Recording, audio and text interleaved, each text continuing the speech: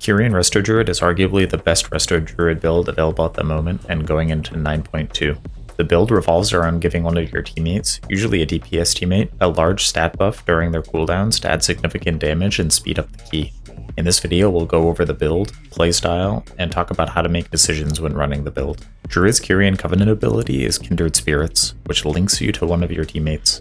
Once linked, you can empower the link once per minute to grant you both some buffs and various effects.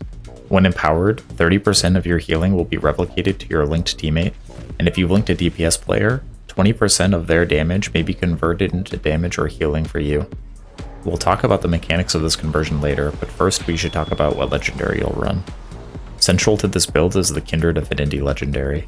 This legendary will grant you and your partner a flat stat buff at all times when linked, and this buff will double when the link is empowered.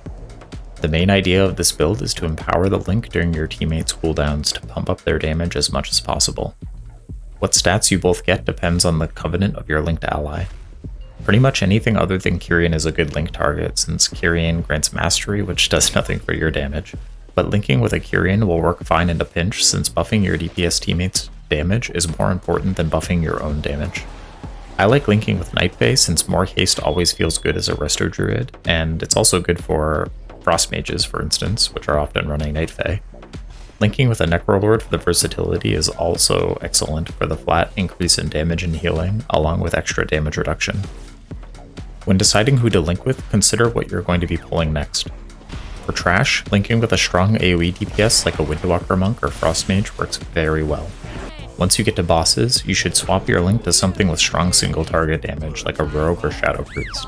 Again, our goal is to maximize our damage contribution to the team by linking the right player at the right time and buffing during their DPS cooldowns. Understanding the different damage profiles of the DPS players you're teamed up with will be really helpful when making this decision. Once you've decided who you're going to be linking with, you then need to decide when to empower the link. Basically, you'll want to try to use it when your linked teammate is using DPS CDs. I recommend setting up the add-on Omni CD to track one or two important DPS cooldowns for each class you're playing with, such as Symbols of Death for Rogue or Bone Dust Brew for Windwalker Monks.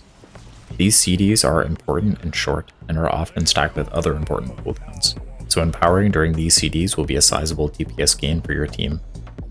One other tip, there's a solid weak aura on Wago that I've linked to in the video description, and this weak aura will notify you when your linked DPS teammate is using an important cooldown. It doesn't work for every class and cooldown, but it's still definitely worth getting. It's pretty good overall. The cooldown of Empowered Link is 1 minute, but this can be reduced in two ways. The first is by using the Deep Allegiance conduit, which gives a flat % reduction to the Empower cooldown. The second is with Mechanicos' final Soulbind trait, Effusive Anima Accelerator. This trait will apply a dot to enemies that are near your teammate when you empower the bond, and reduce the cooldown of your link empower for each enemy affected by the dot, up to a maximum of 5 enemies in 4 seconds each, for a total of 20 seconds of cooldown reduction. This incentivizes you to link with melee teammates, since they're most likely to be in range of mobs you're fighting, but you can also talk with a ranged teammate before your run and ask them to stand in melee as often as they can. Keep in mind, they have an incentive to get your link buff as often as possible to maximize their own damage, so they will usually help you reduce your empower cooldown for their own benefit. Other than the Deep Allegiance conduit, you're pretty much going to want to stick with the other good conduits that you've been using throughout most of Shadowlands. Other notable traits from Mechanicos include Hammer of Genesis, which gives you a stacking haste buff when you damage new enemies, and Soul Glow Spectrometer, which gives you a stacking damage or healing buff when you damage or heal a new target. Min-maxing these traits will definitely help your overall performance, but you should mainly focus on improving your empower timings when starting to learn this build. The Empowered Link has some other interesting properties. I mentioned earlier that 30% of your healing will be replicated to your link target during empowerment. This means you can sometimes completely ignore them during HPS checks and just heal your other teammates, and the replicated healing will be enough to keep them alive. Further, if you're linked with a DPS teammate, 20% of their damage done during the empowerment can be used by you to buff your own DPS or healing. This works through a pooling mechanism. As your teammate deals damage, 20% of that damage is added to a pool that you can consume with your own abilities. The catch is, each instance of damage or healing that you do will be buffed by 15%, so it's likely that your teammate will be adding to the pool a bit faster than you can spend the pool. This is generally okay because the pool persists a little while after the Empowered Link buff ends, so don't feel like you need to spend all of this pool right away during the Link buff. You have a little bit of time to spend it afterward as well. What's cool about this mechanic is that your Empowered Link is useful as a throughput cooldown in multiple ways, namely doubling the stats you get via the legendary and through this pool mechanism that can be spent on damage or healing, depending on what your team needs. When it comes to your DPS with this build, you'll want to be running Feral Affinity. Cat Weaving is higher overall DPS than Owl Weaving, and Resto Moonkin damage is pretty underwhelming without Convoke.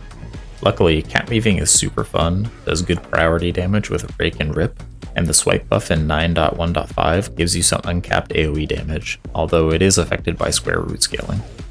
Try to spend as much time in cat form as you can, especially during your Link empowerment. Keep Rake, Rip, and Moonfire up on priority targets, Sunfire on everything else, then swipe in AoE and shred on single target. Just keep in mind, now you're a cat and you're in melee, so you are gonna have to start paying attention to all those pesky melee mechanics that have been killing your melee teammates through all of Shadowlands. If you're like me and you've spent most of Shadowlands as a Balance Affinity Resto Druid, then relearning some of these melee mechanics and making sure that you're not the one dying to them is going to be one of your top priorities when you're learning this build. Thanks for checking out my Kyrian Resto Druid guide. I hope you enjoyed it. Let me know in the comments if you have any questions or if you have some adjustments that you make to the build to play it in a different way.